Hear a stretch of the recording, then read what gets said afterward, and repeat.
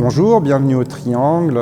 Je suis Steve, directeur adjoint du pôle culturel de la ville de Huningue. Bienvenue à l'exposition Auprès de mon arbre. Alors, on a mis en place cette exposition pendant 3 mois. Malheureusement, vous n'avez pas pu venir la découvrir. Et les artistes ont eu la super idée de faire cette vidéo de présentation et on les remercie. Alors, pourquoi cette exposition autour de l'arbre ? L'arbre, c'est un végétal très important pour la survie de la planète et de l'être humain. 30% de la planète est recouvert en fait de forêts et d'arbres, et l'arbre est utilisé beaucoup par l'homme pour plein de raisons. Et c'était un petit peu l'idée de monter cette exposition avec différentes portes d'entrée, avec de la photographie. On a accueilli donc le Photoclub du Rhin, qui est une association locale, avec 8 photographes qui eux ont plus présenté en fait des arbres venus du monde entier.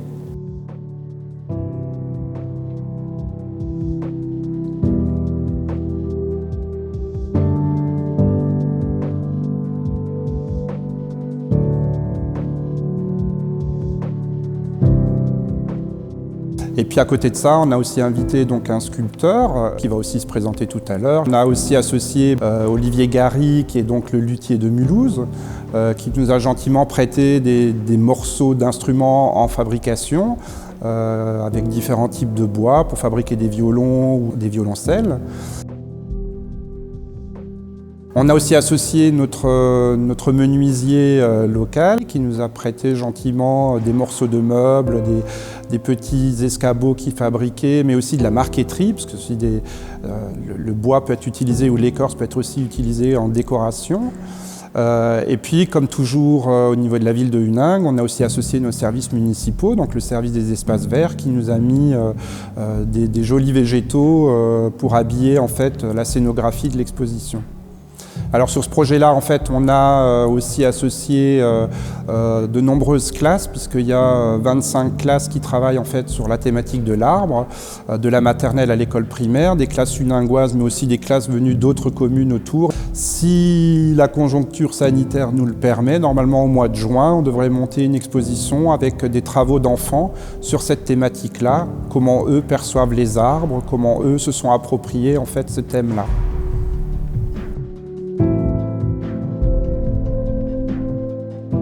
Je suis Thibaut Frely, photographe, et on se trouve sous l'installation de la série photographique Essentiel.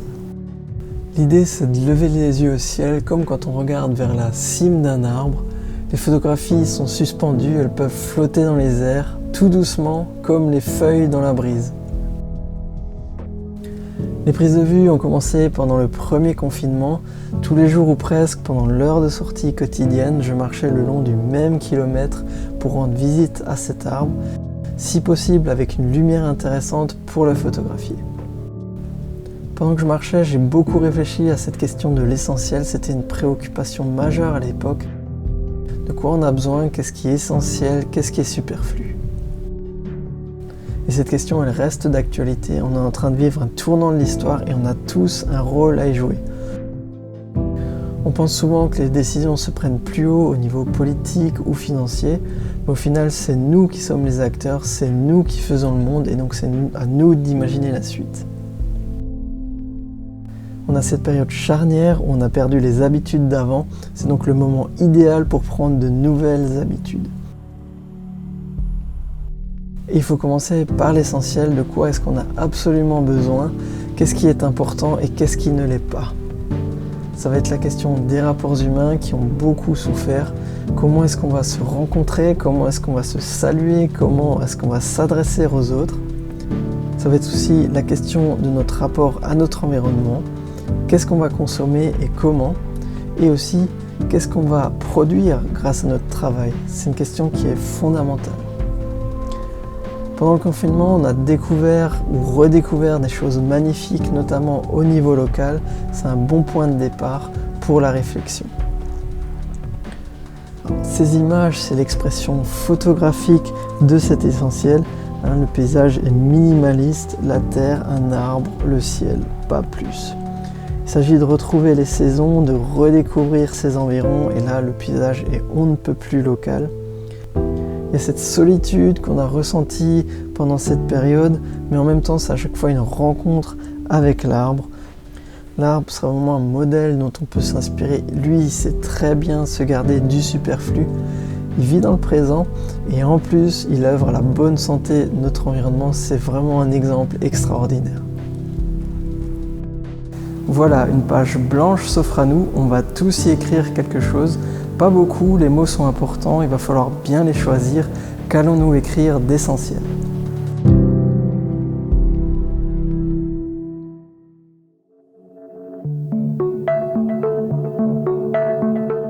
Je m'appelle Didier Biergeon, je suis artiste plasticien et avec Thibaut Froli, nous vous souhaitons la bienvenue à l'exposition Lumière et Matière. Dans l'exposition, la lumière est associée à la photographie, c'est la matière première du photographe, c'est grâce à elle qu'il va s'exprimer. Pour l'artiste, la matière est d'abord un don de la nature et on se doit d'en être digne et responsable. Je ne travaille pas le bois, je travaille avec le bois. Même avec un schéma de création en tête, c'est toujours la matière qui décide. Le lien entre la lumière et la matière, c'est l'arbre. Ses racines sont profondément ancrées dans la matière. Lui-même est matière et cette matière va progressivement s'élever vers la lumière jusqu'à la cime. Et c'est grâce à cette lumière que l'arbre va produire de la matière accessible et palpable. C'est notre première exposition ensemble. Mélanger sculpture et photographie n'est pas commun, mais depuis notre rencontre en exposition, on échange beaucoup et ces échanges nous ont révélé que même si nos disciplines diffèrent, nos valeurs, elles, sont communes. Nous partageons une valeur qui nous semble essentielle dans notre démarche. Nous avons ce besoin de cheminer, de nous questionner, d'associer une réflexion à notre travail pour donner un vrai sens et une vraie existence à nos créations. On le retrouve aux origines du monde, il symbolise la vie. Avec son bois et jusqu'à aujourd'hui, l'arbre a accompagné l'homme dans son évolution et dans son quotidien. Ensemble, ils ont créé les premières civilisations, les premières formes d'art. C'est justement ces premières formes d'art qui m'inspirent, les arts premiers. Je vais y découvrir ce rapport particulier entre l'artiste et la matière, ce respect, cette humilité. L'artiste africain déclare qu'il se contente de dégager l'œuvre qui est contenue dans le rondin qu'il travaille, l'œuvre préexistée. C'est vraiment ce que je ressens en travaillant le bois. Mes photographies représentent des paysages qui pourraient justement être peuplés par les sculptures de Didier ou leur esprit. Elles sont extraites de la série du dialogue avec les arbres. C'est de l'arbre en tant que symbole de vie dont il est question, comme l'arbre de vie qu'on retrouve dans la Genèse. On retrouve cette lumière qui donne la vie et ce vert printanier qui marque le retour à la vie. Il s'agit aussi de l'arbre en tant que symbole de vérité. Par sa verticalité, il a toujours été symbole de sagesse dans les grandes civilisations. On fait appel à lui de manière explicite, comme les Amérindiens qui vont poser leurs questions auprès de l'arbre, ou de manière plus symbolique, à travers les colonnes des salles hypostyles ou de nos palais de justice.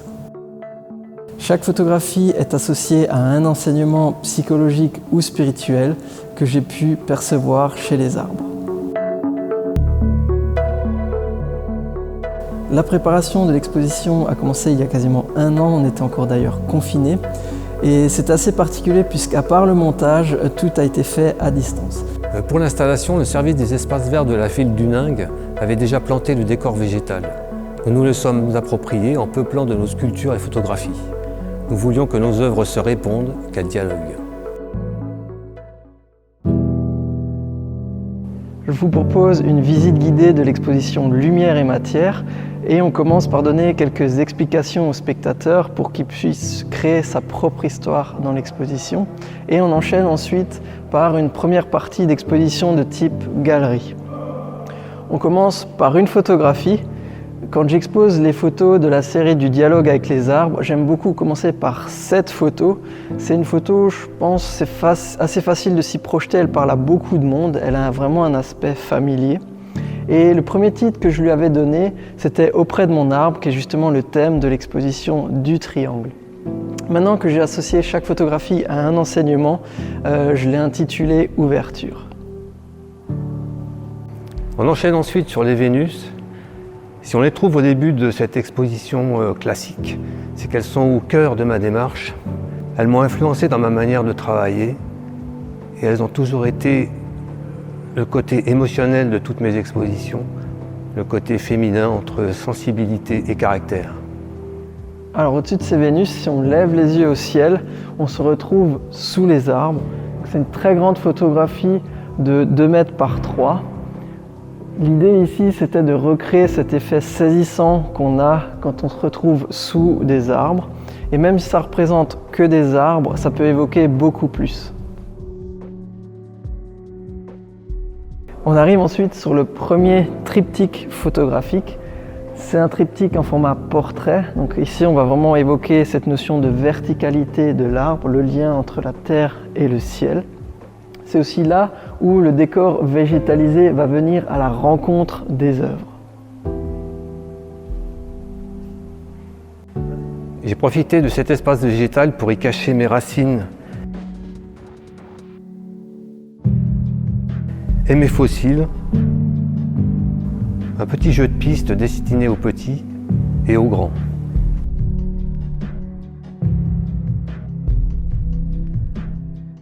On arrive sur 2 photos sur le thème de la lumière. Une première très printanière qui évoque beaucoup le renouveau, un nouveau cycle qui commence. Et une seconde vraiment inondée de lumière, où la lumière devient vraiment visible et même palpable. Elle devient presque matière ici. Quand je range mon bois de chauffage, j'en prélève toujours quelques spécimens. Le fait de les sculpter les sauve du feu. Je conserve toujours une face brute et une face sculptée pour se rappeler d'où l'on vient.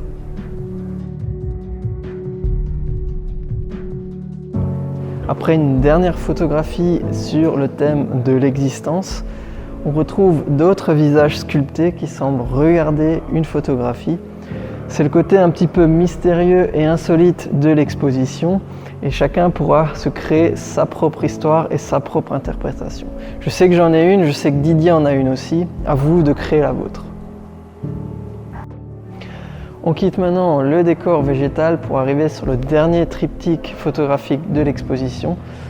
C'est un triptyque au format horizontal, ça va plus évoquer la notion de chemin. Le point de vue est plus bas, on est juste au-dessus du lit d'ail des ours en fleurs, qui est d'abord protégé par l'arbre. La lumière ensuite explose et vient faire éclore les fleurs. Et enfin, on termine le triptyque et l'exposition sur un chemin de lumière.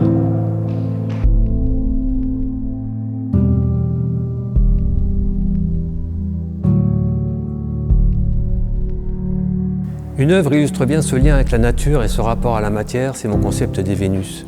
Dans mon atelier, il y avait une branche de noisetier comme celle-ci, une branche en Y que j'avais posée à l'envers contre le pied de l'établi, sans savoir à quoi en faire.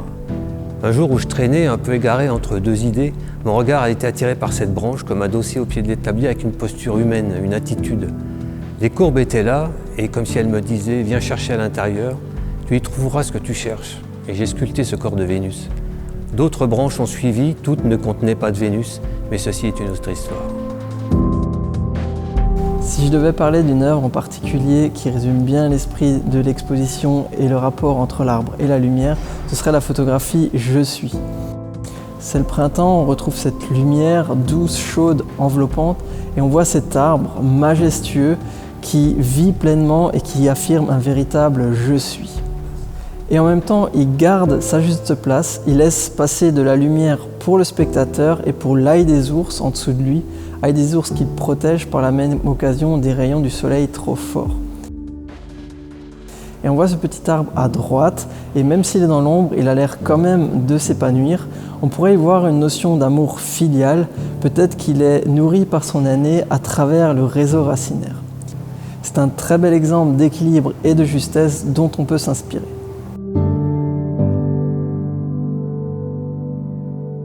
Pas de public, donc pas de retour, pas d'émotion, pas d'échange possible. C'est dans le regard des gens que le travail prend vie ou ne prend pas. Et puis je propose toujours aux gens de prendre la sculpture, de la toucher, de la sentir. Pas facile en 2D sur un écran. La situation actuelle doit nous faire réfléchir à l'après. J'espère que les futures expositions ne seront pas simplement comme avant, à nous d'y travailler. Alors c'est dur, bien sûr, on ne va pas se mentir, c'est dur d'avoir subi toutes les annulations d'expos, c'est dur d'avoir essayé à chaque fois d'adapter les projets, toujours dans l'incertitude. C'est aussi dur de monter une exposition de cette envergure sans qu'elle puisse rencontrer un seul visiteur. mais on a d'autres choix que de l'accepter. Alors on continue à s'adapter, par exemple grâce à cette vidéo. Pour une exposition, c'est peut-être un exercice difficile, on ne va pas avoir la même découverte ni le même ressenti face aux œuvres, mais une vidéo c'est déjà infiniment mieux que rien. À ceux qui nous regardent, vous êtes les spectateurs privilégiés de cette expo et je vous en remercie.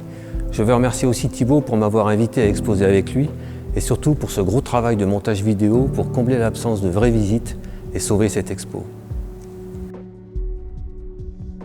Le sens d'une exposition reste le partage. Si vous êtes arrivé jusqu'ici, je vous invite à nous envoyer un petit message pour nous faire un petit coucou ou pour exprimer votre ressenti si quelque chose vous a touché ou inspiré. Ça nous fera vraiment très chaud au cœur de le savoir. Si vous avez des questions également, n'hésitez pas à les poser, on se fera un plaisir de dialoguer avec vous. Vous pouvez simplement laisser un commentaire sous cette vidéo. On vous laissera aussi le lien vers nos pages de contact de nos sites ici et dans la description de la vidéo. Voilà, j'ai hâte de lire vos messages. Je vous dis à très vite et que la lumière soit avec vous.